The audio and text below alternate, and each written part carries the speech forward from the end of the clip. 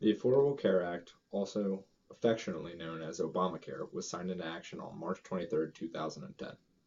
The Affordable Care Act has led to millions of Americans becoming insured.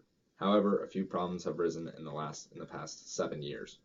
First, there are many people that are unhealthy and considered to be high-risk clients to insurance companies.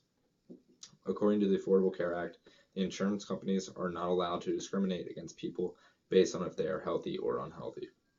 The real problem arises because the young, healthy people in the United States are opting to pay the small penalty fine for not having insurance instead of being covered by a plan. This creates a problem within the insurance companies because they are beginning to have more and more sick and unhealthy people that they need to pay for and cover, with less healthy people paying for insurance and giving the money necessary to cover the sick. An option to fix this part of Obamacare is to increase the penalty price of not having insurance to be equal to the price of the lowest coverage plan. This would make it more enticing for the healthy people to purchase coverage instead of staying uninsured. The healthy people would be paying into the money pool for health insurance, and the providers would not need to spend this money on them. This would provide money into the health insurance system, which leads to lower overall prices of coverage due to the large amount of people paying into the coverage itself. Also, the family glitch needs to be fixed in the Affordable Care Act.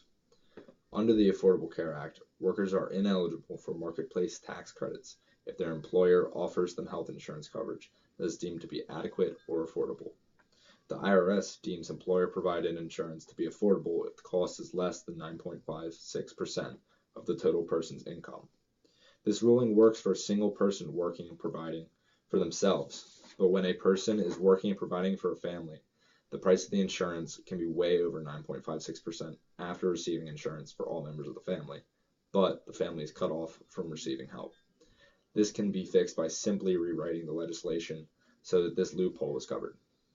A few more options to fix the Affordable Care Act are: require all insurers who want to sell in the individual marketplace to offer their plans through the exchange so they couldn't cherry pick individuals outside of the exchange.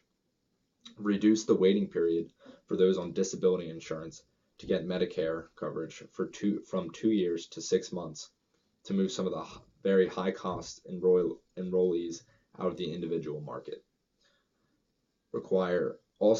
They need to require any insurer that wants to offer a Medicare Advantage plan in an area also to offer a plan in the marketplace for under age 65 enrollees.